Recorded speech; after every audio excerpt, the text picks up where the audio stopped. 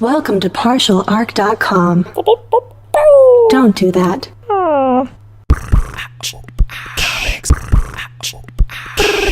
I'm here to save the day. I'm here to save the day. Soon I will be invincible. Because comics. Welcome to Because Comics. This is episode 40. I'm your host, Jay Jones, and I'm joined by my co-host, the supersonic Mike Christensen. Kapow! Wow, you should have opened the door before you did that. I mean, those things are expensive. Yeah, but like, kapow! Isn't that more fun? I just did it again. I mean, yeah. I went and I bought a door and I put it... preferred again. The window should have been open before you did that. Hey, watch the skylight. Watch the skylight. Okay. Kapow! Came out of the floor. Surprised you. Supersonic. Can't do anything about it. No, I guess I can because I can't really catch you. This is pretty frustrating. I mean, are you going to... Now you know how Dr. Robotnik felt. Whoa, Dr. Robotnik. It's a deep ball. That was. Oh, man. You, accessed a part of my brain that has just been dormant. My mind was like, wait, what? He wants to access what? God. All right, so I guess we should start talking about the comics that we read every episode on our pull list. That's right, Jay. What comics are you picking up every month? What should we be reading? I'm actually reading right now Paper Girls, which is published by Image, written by Brian K. Vaughn, and drawn by Cliff Chiang. I believe that's how it's pronounced. That's always how I've pronounced it. That doesn't mean it's right. It just means that we're both wrong together we could if we're wrong. Which is always nice. And usually true. Yeah, that's probably very true.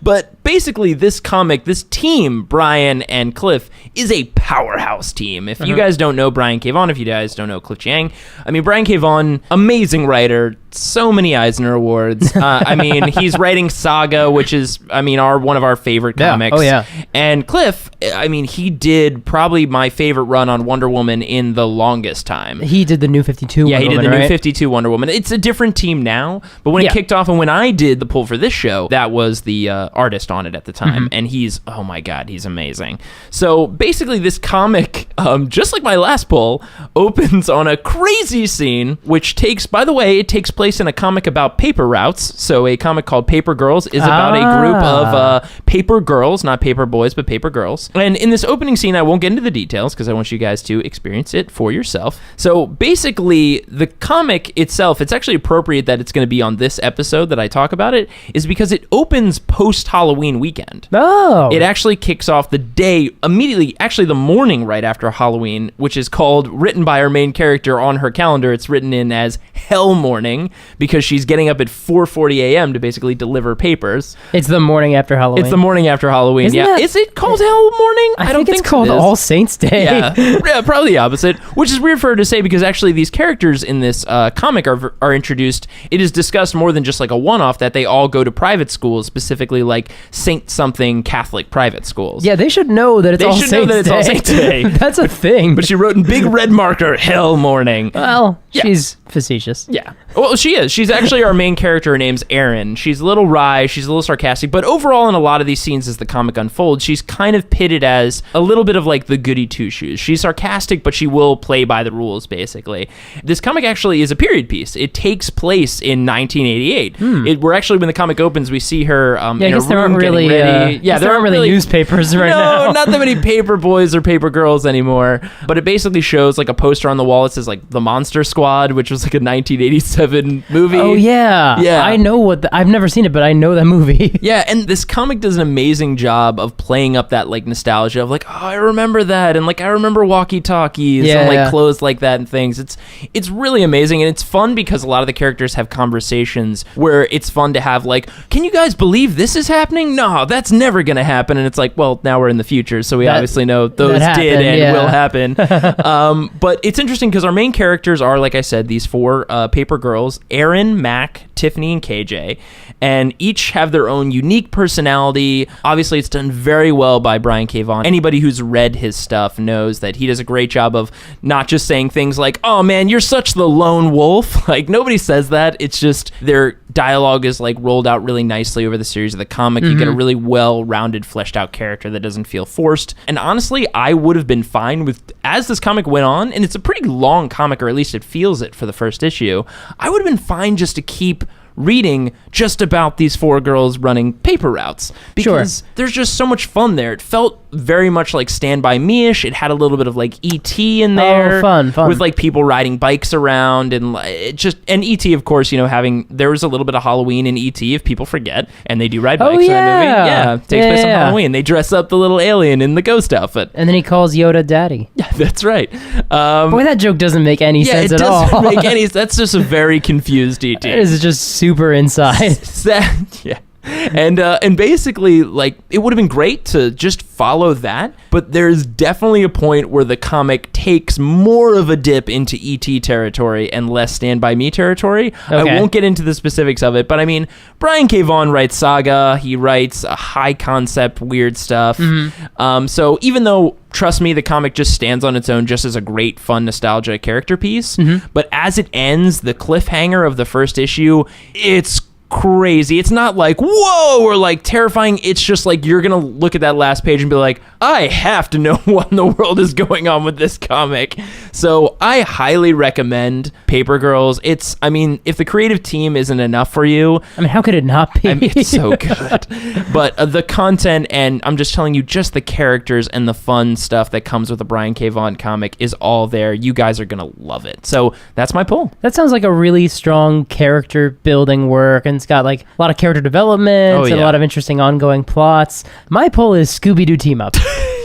Which is very much the same, right? Which has very deep characters. Shaggy has a lot of emotional trauma that is discussed in this comic, right? No, it's a DC comic. It's a digital first, I believe. So it's published through Comixology and then later appears. Oh, cool. I think it's also in print, but I'm picking it up online. But it's written by Sholly Fisch. Most of the art is by Dario Brizuela, although a couple fill-in issues were by Scott Jeralds. And it's just delightful. I can imagine so. It's just a fun, goofy comic where like he teams up. It's where the mystery. Well, Scooby-Doo is the main character, but it's very much the ensemble. Scooby-Doo is not really the main character of Scooby-Doo. Right, of course. If you're doing it right, it's really an ensemble piece, particularly with more modern interpretations of Scooby-Doo. I mean, I was really never into Scooby-Doo growing up. It just never really appealed to me as much. I enjoyed it. Like, passively, it was something that's kind of like a familiar, like, you know what? I can sit down and watch this for like 20 minutes. But I definitely got really into Scooby-Doo Mystery Incorporated, which was a comic that came out a cartoon that came out a couple years ago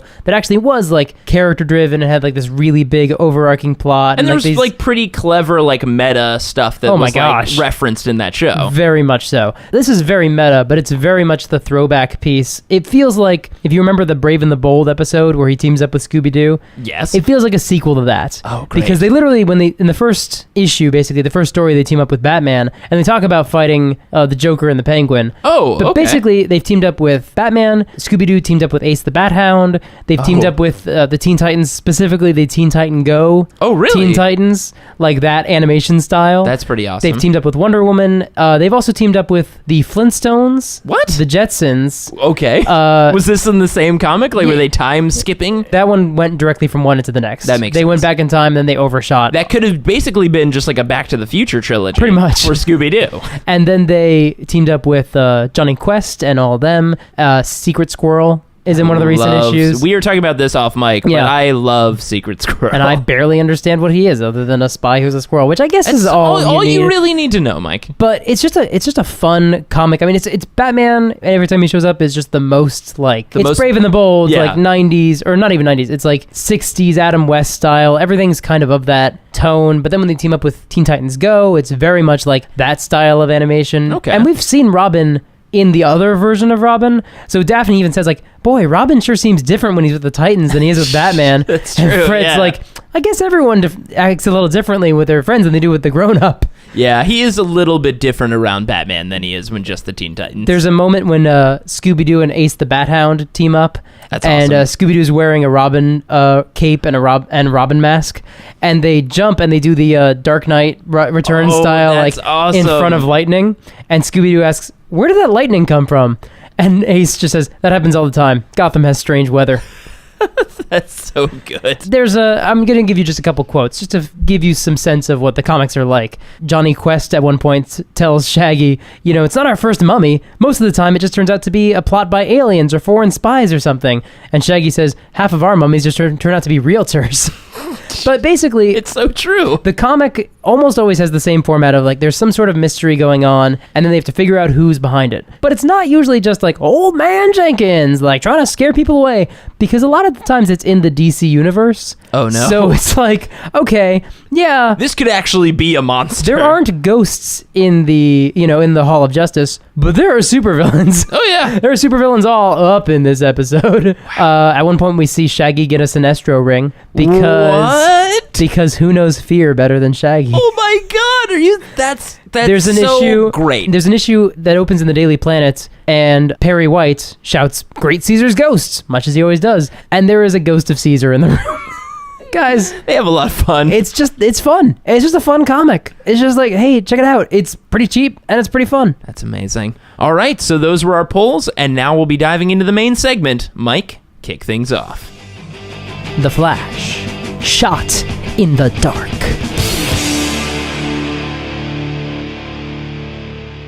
It is funny that Jay said supersonic at the beginning of the episode, not knowing that we were talking about a Flash comic today. Yeah, Mike does not know what these are ahead of time, so that is really weird that I pulled that out of thin air. And often, more so these days, I don't really tell Jay what I'm going to talk about in the main segment. No, not at all. Not as much anymore. We keep a lot of mystery in this podcast. Yeah, none of us really knows what we're doing. Nope. In more than one way. Oh boy. This is a comic from 1989, DC Comics, The Flash number 30. The cover says "Shot in the Dark," but the inside, the title is "Dancing in the Dark." So, what? That's something that happens. I've skipped over it other times, but sometimes comics have multiple names. There's a cover blurb, but then there's the actual name of the issue. Well, I can't decide on what it's going to be called: "Shot in the Dark" or "Dancing in the Dark." Well, flip a coin. Which one goes on the inside? That's amazing. The writer is William Messner-Loebs, who apparently, and this is actually the only comic I've read from this run, but he apparently has a pretty good run on Flash that's sort of underappreciated. I'm excited because I know a lot about Flash, but like on the other hand, I also know very little about his comic runs. Right. Oh, I should say the artists are Greg Larocque and Larry Mahlstedt. Again, apologies if / definitely the pronunciations of those are wrong. But it's a Wally West comic. This is post Crisis on Infinite Earths. Okay. So Barry Allen, the second Flash. There's a lot of Flashes. The Golden Age Flash. Jay Garrick is Jay Garrick is I don't know if he's dead. He's probably not dead. He's just old. Barry Allen, the second Flash, heroically sacrificed himself to save the universe. All the universes. Wasn't that Wally West? Or I guess it was. Well, I think they've all done it. I think every Flash has done that. Every Flash, in order to be Flash, must have himself die in some event to become Flash. That's kind of one of the criteria of a DC crossover, is that a Flash dies. That's very true. And Wally West is actually his nephew. I think his nephew by marriage. And Wally West was Kid Flash, and then took over in the aftermath of Flash. Right. So basically, Barry became his Uncle Ben, who was like, hey, here's an example that I can live by. This issue opens with Wally getting ready for a date with a girl named Connie. He's looking for his tie. He's got a tie that has the Flash logo on it. I don't know how subtle that is. Probably not the best thing to wear on a date unless she knows. She knows. Oh, okay. Well, then I guess that's fine. But still not smart for, public. I mean, you can be a fan.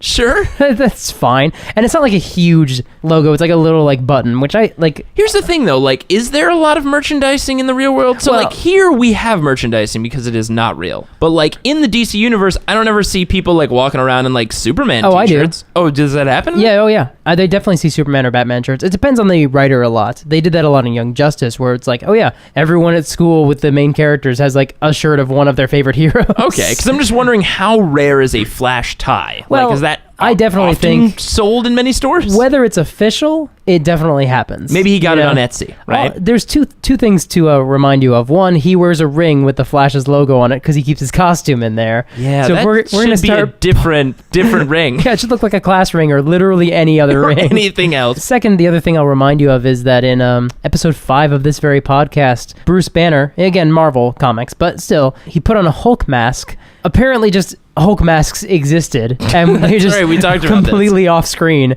So Flash ties are probably a thing. Sure, why not? Anyway, he's having this argument with his mom. His mom calls Connie a tramp who's using Wally for his money. Oh, that's not very nice. Wally insists he doesn't have any money, so that's not what's happening. And besides, it's not any of her business. They argue about, it's one of those arguments that any family member has, where it sort of shifts a couple different topics. So they argue about him never helping out around the house. He says he has to go help his friends. His friends are moving to California, so they need help packing. Right. He also has a friend who needs help with his record collection. I don't know what help he needs, but then again, I have 0 records, so I don't know what goes into them. Man, a lot of things happen with record collections, Mike. You have no idea. I've seen High Fidelity, but that seems like a very like solitary act. Yeah. Like, They you don't really stay in ask, those boxes. You don't ask for help. You do that yourself because that's the point. Anyway, his mom snaps that he has time for everyone but her. His mom's name's Mary, I believe, but that she's mostly just called Mother and stuff like that. But Okay. Well, let's be clear. If it's Mary and it's an important cliffhanger at the end of this comic, I want to know. I will call her Mary later on. I don't want people to be confused. Anyway, Wally leaves to open the door, and he runs right into Mrs. Garrick, the wife of Jay Garrick. Jay Garrick,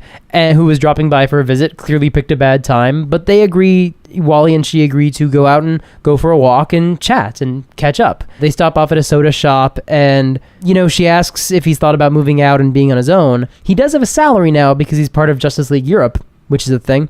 Oh, wait, and they had salaries in Justice League? They do. They have a salary. So he's making some money, but living in New York. Is that government paid? Let's really get into this. I think it might be. I'm not sure, though. But basically, he's not sure because living in New York is expensive, even with a salary. And Mrs. Garrick encourages him to consider, look, you can share rent with a friend.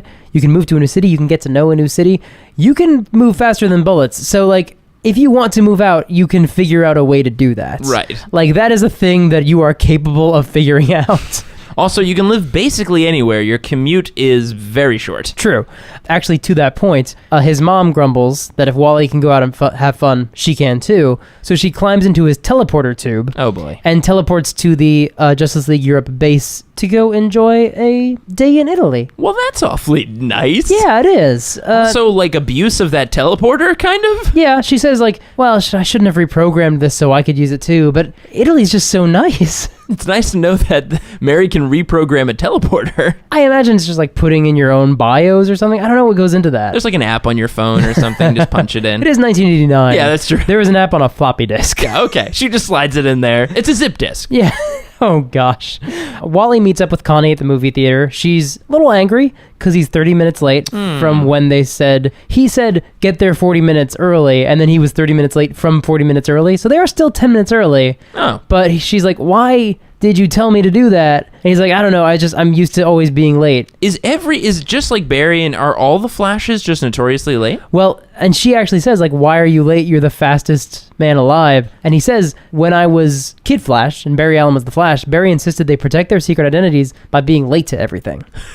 Wait, they actually explained it? They addressed this.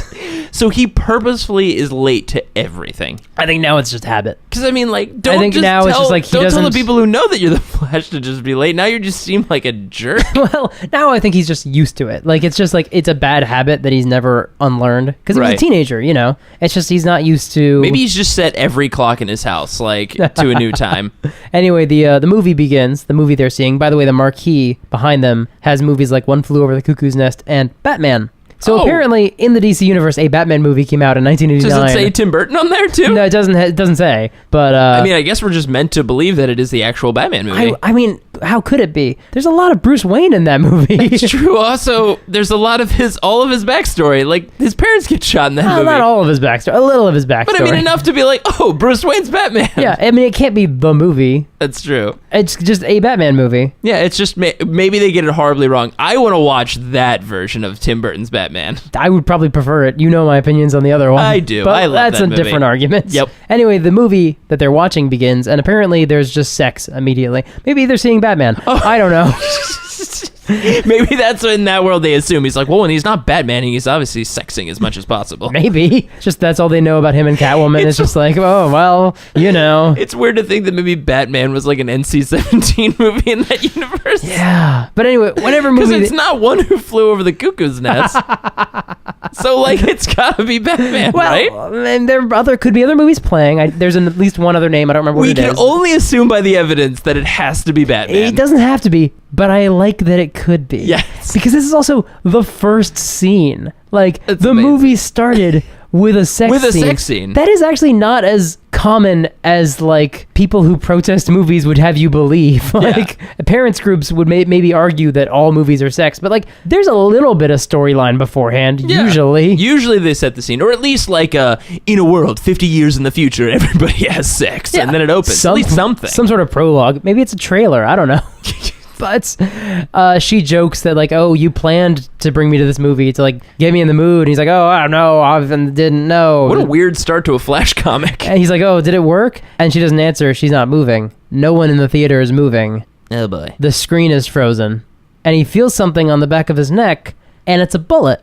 He felt a bullet, and as soon as it touched his neck, his super speed kicked in reflexively. Whoa. And he sort of froze time and grabs the bullet, and he's like, okay. That's a really good reflex I have to go find a shooter now, and I have to do it right now. Wait, so he's so fast that like even bullets seem as if they're like standing still. Yeah, basically. That's crazy. I mean, like, that's like next level super. I mean, there's it's the scene from Days of Future Past. Yeah. Where he runs around the room. Yeah. All the bullets are frozen in time. Well, no, the bullets are even moving in there. They're moving, but like he feels it bump up against him. Oh, okay. So he's like, oh, the bullet. Oh, I see. He's moving so fast that the static image on the movie screen instead of just still and 24 frames a second, he's moving at least 25 frames a second. Right. But he changes into his costume, and he realizes he has to like keep eating. He has to just start eating snacks to like maintain the super speed, because this is a high level of speed for him to maintain. His metabolism, he's just burning through all those calories. We cut over to Italy, and there's these two men that notice Mary, and she's just having a drink in a cafe, one of those street cafes, much like the one that Alfred hangs out in Dark Knight Rises. Yeah. Maybe he's there. Maybe they attend the same place. But these people see her, and they think she has money, and they think she's connected to the metahumans at the embassy. That's why I think that might be where the Justice League Europe team is based out of. So maybe it is government money that he's getting. Oh. But either way, they think maybe she's an adventuress or a spy. I don't... Wow, these people are making a lot of assumptions about this woman enjoying... These people live in the DC universe. Most people are probably spies. That is not unreasonable. Again, we established this is a universe where you can probably hench pretty regularly. Like, that job is pretty available. But one of them is a sort of handsome blonde man with gray temples and a mustache. And the other one is a more of a goon-looking guy with like a mushroom cut, and he's dressed as a waiter. The mustached guy comes up to her and asks her to dance. He's very charming, very much of her age group, and they're having a nice time. The other man, the man dressed as the waiter, slashes at the first man with a knife. Whoa, what? And the mustache man pushes her out of the way, and then they run after him. They run into an alley, and Mary loses track of the man with the mustache, and the other guy comes in and almost stabs her, but the guy with the mustache takes the waiter down with a karate chop, and he's like, oh, thank you for running around the corner and distracting him while I came up behind him. That was perfect. And she's like, yeah, that's the thing I definitely meant to do. I'm so helpful. Yeah, what?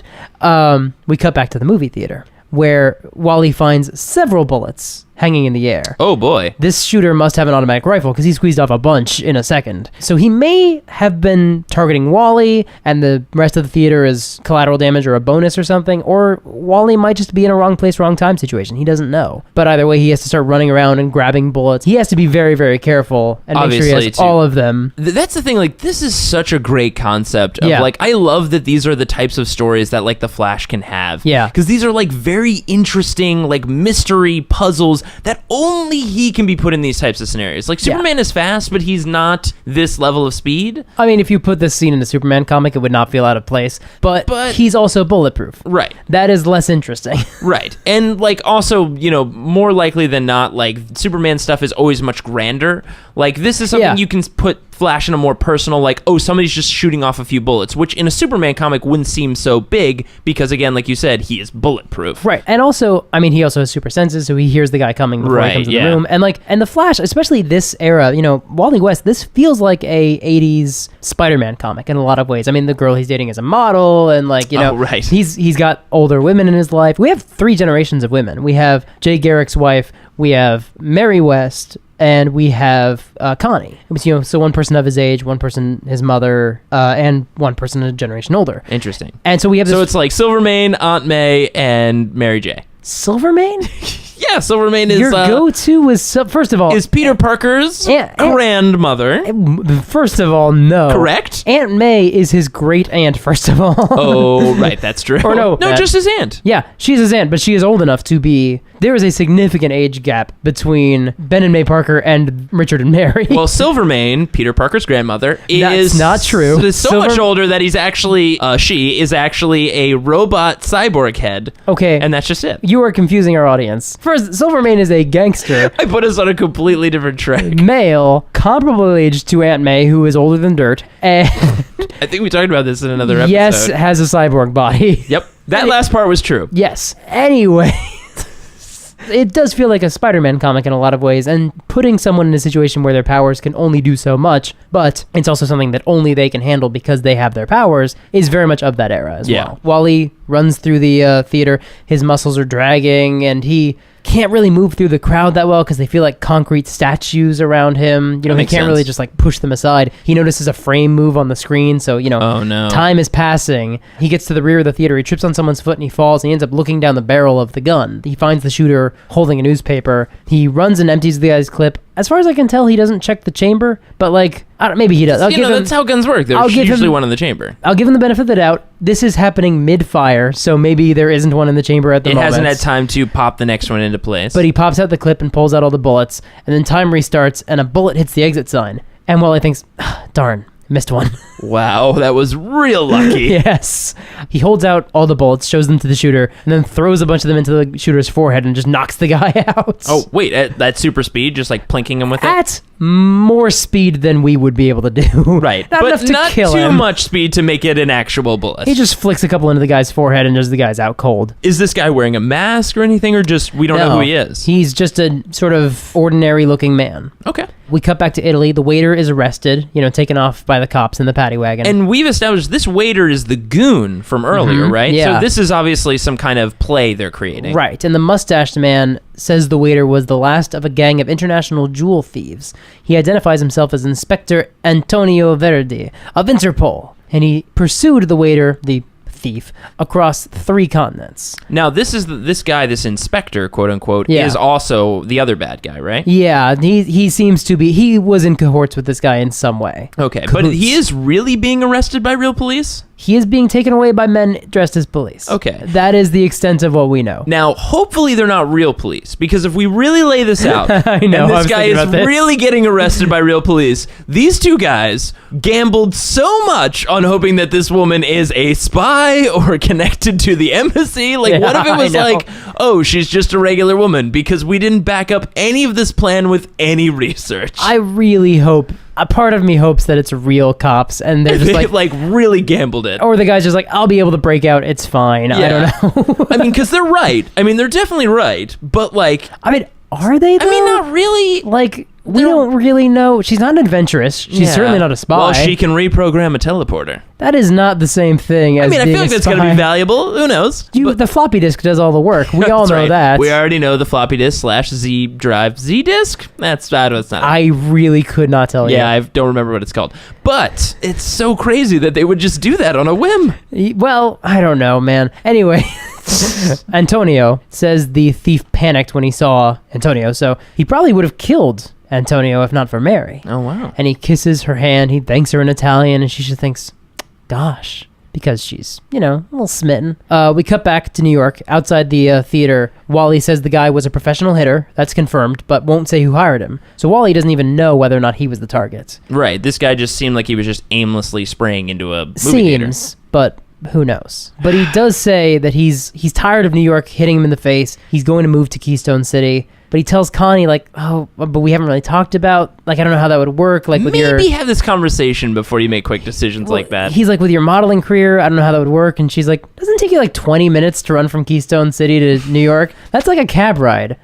It'll be fine. It'll take us about as much time as it does for anyone in New York to get together. I just realized it's got to be very difficult for Flash to break up with someone based off of long distance reasons. He's like, I know, I can just tell her it'll be too far. It's that's not going to work, buddy. That's not a thing, man.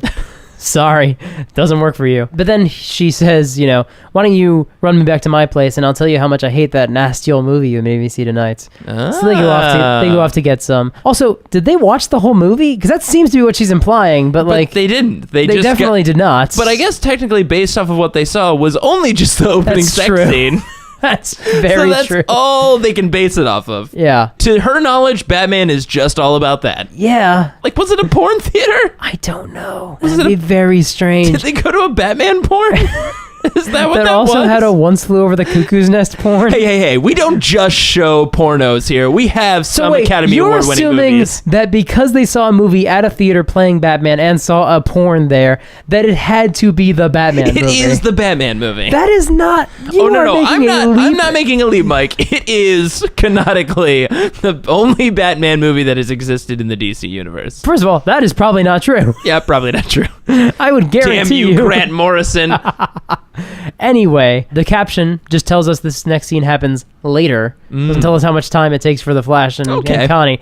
But Wally gets home and tells his mom he's going to move to Keystone City. She's stunned, that's so far, and I guess you'll take that ugly teleporter tube with you. And he's like, oh, well, I mean, not right away. I don't even know how to move it. I'm sure he could find somebody. Yeah. Like, when Mary went to the Justice League Europe base, like, Power Girl was in the background. Like, people who can deal with this problem. Exactly. But he's like, I know it's a bother, but can I keep this here and, like, come back for it when I need it? And, like, or just come by and use it when I need to? And she's like, well, I mean, anything to help. Like, what are mothers for? Right. Because she wants to go meet the Antonio. Yeah. That's the end of the issue. Aww. It's just them both being like, wow, cool. I think I have something that's going to work out. That's nice. It's good that they ended on such an optimistic note. Well, I mean... with the overhanging threat of what's the deal with Antonio. Right. Leaving it a little bit on the cliffhanger of who is this guy? What's going on? And what's going on with that hitman? Also, he was there for a shooting in a theater and decided, I don't want to be in this city anymore. So the superhero is going to move away. He's going to move away and leave his girlfriend there in a city with people who just come into movie theaters and shoot them. Yeah. Also, he knows he might have been the target. Yeah. Right? Like, he knows that. He's just like, yeah, I guess this is solved. Yeah.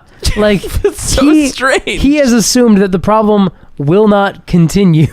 He's like, he was a hired hitman, that's clear, but he won't give up who hired him and what he was after. I guess I'll just leave this city unprotected. Yeah, because either someone else in that movie theater is still in danger and you have not solved that problem, or it's you, and guess how conspicuous it is when you leave, and also your girlfriend still lives here. Yeah. We don't usually do this. We do a lot of standalones, but I like doing something that's got some continuity kind of coming after it. And sure, there's some weird stuff in here, but there's a lot of fun intrigue. It's a great premise of the movie theater, like, full of bullets.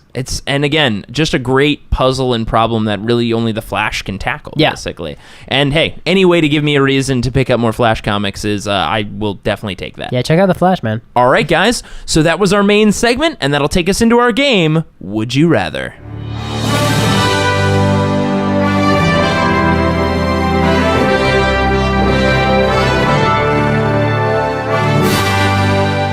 All right, this is our game, Would You Rather? This is where I name two things, and Mike and I would have to decide which one we would rather do. Which is how Would You Rather usually works, but they're superhero themed. They're comics themed. Yeah, there's a little bit of comics thrown in here. It's Would You Rather with comics, basically. Yeah. So, would you rather be a member of the Green Lantern Corps or the X-Men? Because there are problems and pros to each of them. Let's start with the pluses of both. Yeah. I guess with both of them, you go to space a lot. But you go to space a lot. You're guaranteed to go to space a lot as But one of them is a little bit more of, you're going to go to space more as a Green Lantern, but also you're going to space as a Green Lantern is usually like a fun thing. It could be fun, it could be danger. Well, it's a job. Right. It's you are on patrol. But in X-Men, in almost every case they're going to space, something really bad is happening. Yeah, every time they go to space, there is a chance that they are not going to come back. They don't know what's happening. And usually, one of them does not come back. Yeah, almost always. Or comes back inside of a bullet. Or, yes. Like Kitty Pryde did. Which is an amazing comic, right? That's a great one. We have to move on to the downsides of the X-Men right now, because, I mean, yes, there are some downsides for Green Lantern. For Green Lantern, but, like, it's just the color yellow. But, there's more the commute. Stuff. Yeah. It's the color yellow and the commute. For X-Men, it's the intense amount of racism. Yes. There is the fact that you are always being hunted because of who you are. By many, many, many different factions. Including, more often than not, the very government that governs you. Yeah. You are going to die at some point. It's not certain how long it will take you to come back. And who will kill you. And how many of your powers will return with you. You'll also definitely get depowered at one point. Oh. Maybe it'll just last for an arc. More likely it could last for like a couple years. There's a decent chance. You could become a vampire because that's what happened to Jubilee. Wait, what? Jubilee's a vampire. Oh, boy. Jubilee's a vampire and she has a son who is part of a space fungus. We just don't have time to unpack this. I want to so bad, but we just do not have the time. But... Yeah. The upsides of being an X-Man. So let's look at this. So you live probably most likely in a sweet mansion. Cool. Yes, Which it is pretty does cool. get blown up a lot. It does get blown up a lot, but it is also always rebuilt. It is with just a fancy new name. It is the shape of an X. It is a giant target from space.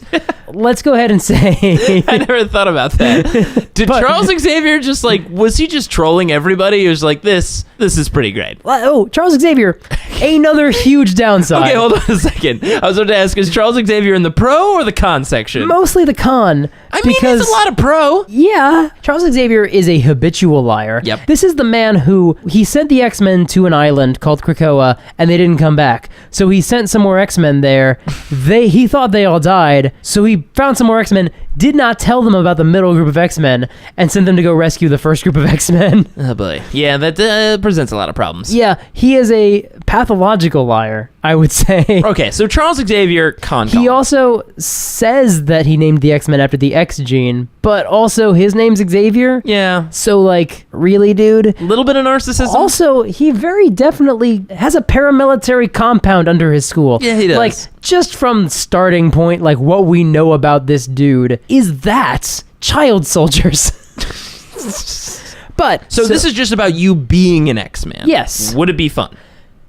Okay. You have some cool powers. Yes. Let's just, because we can't give you one, but let's say you are born with exceptional abilities, unless you are maggot, in which case you suck. Right. Which is usually very unique to you. Usually people don't have duplicate powers unless you are sons or clones of people. Anyone in your family has a very similar power to you, slightly better, so that when you fight it will be cool. Right. But that's true of comics in general. If you're Wolverine, you'll get to hang out with a leprechaun once or twice. That's pretty nice. Yeah. From a social standpoint, you've got a lot of friends. You've got a very active, maybe weird social life. Also, the Xavier school, or now the Jean Grey school, has gotten progressively closer to Hogwarts as time has gone on. That's true. And it would be, now the current one, it would be the best place to live. It's probably you meet a lot of fun, crazy people with, again, all crazy weird powers. There is a mutant brood who is super smart and nerdy. Yeah. It's the best. His name's Brew. He's adorable. The ground under the mansion is alive. It's awesome. Wait, what? Yeah. You should read Wolverine and the X-Men, man. I can't believe you haven't yet. It's great. Oh, boy. Okay. And it's Jason Aaron, right? Yeah. Man. Not anymore, but when he did that. When it was when doing that happened, run, yeah. Okay, so there is a lot of cons. There are, I do believe, some really good pros. There are some pros. So now let's look at Green Lantern Corps. Now,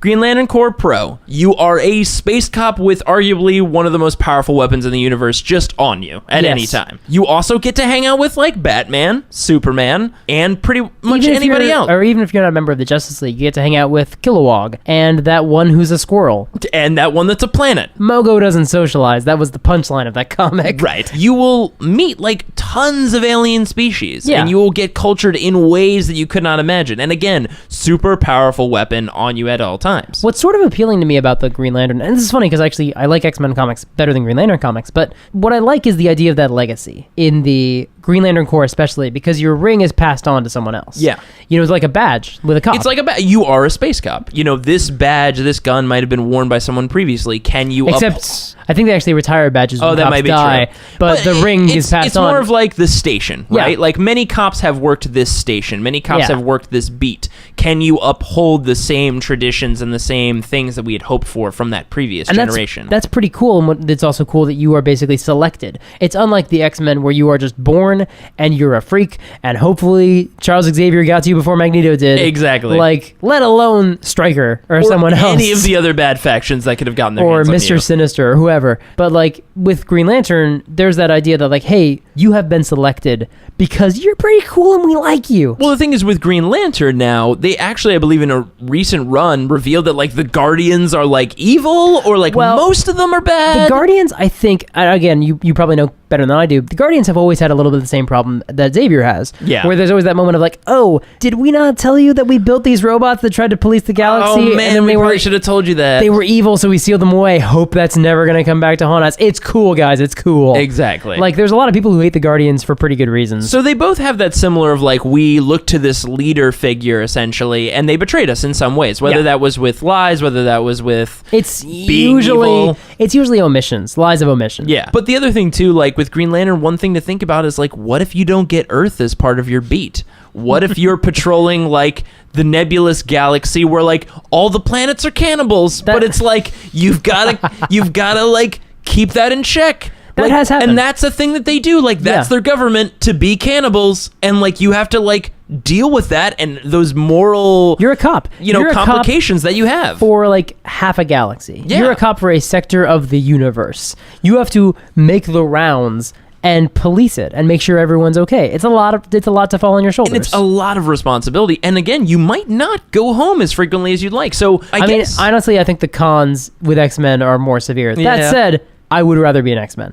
Okay. I am fully aware that it would probably be worse. Like, I kind of want to be an X-Men. Like, I knew it, but I was making the case against the whole time, but I would rather. The more I think about it, like that super weird Hogwartsy, like Xavier school, like does sound exciting. Even though teenagers tend to be terrible. Yeah. Like, I have spent a lot of time. Let alone teenagers that can control the weather or shoot fire or lasers. I've actually spent a lot of time, like, working with teenagers since I graduated high school, and, like, I still get along really well with them. So, like, I would be okay. And, like, sometimes there's a dude who's just like, hey, I'm gonna kill you all because you were born different, and that would suck. I mean, I would imagine. But the thing is, you'd also have a support system there. You'd have people, it wasn't just you. There's others that you can fight along with. You have a cause. Yeah. As opposed to just policing something. You are actually standing for something. That's true. And there's something to be said for that. There's something to be said for actually saying, like, look, we are going through something incredibly terrible. And it's not going to get less terrible because we're believing in something or because we believe things can be better. But the fact that we believe things can be better for a later generation is the reason we do it. There's something really cool about that. There is. And you know what? I think you've convinced me. I think I would go X-Men as well. I mean, it's if only to have a beer with Wolverine and to experience whatever those school shenanigans would be like. Yeah, I mean, we're at the point in X-Men comics where, like, you can open your locker and your locker has just decided to be a danger room. So what? That's like, the school is very unpredictable and, like, it's full of tiny blue nightcrawlers. But, like... what? Dude, you gotta read some X-Men comics. The moral of this story is I gotta read some Wolverine and the X-Men. All right. Well, I think we both kind of landed. We would rather be on the X-Men than we would on the Green Lantern Corps. It would be better to be a Green Lantern member. If we were sane, we would pick the Green Lantern Corps, but we're not, so we're going with the X-Men. Green Lantern is objectively the better answer. I would rather be. You're not wrong. It's your answer. Yeah. All right, guys. So that was episode 40 of Because Comics. We'll be posting a new episode every other week. If you'd like to download more episodes or check out other similar podcasts, head over to partialarc.com. That's ARC with a C. Of course, you can email us any questions at becausecomics@gmail.com or follow us on Twitter and Instagram at partialarc. And be sure to check out more content from our comic boy wonder, Mike Christensen, at partialarc.com, where he writes articles every Tuesday and Thursday. Thanks for listening, and remember, Back to the Future 2 was wrong.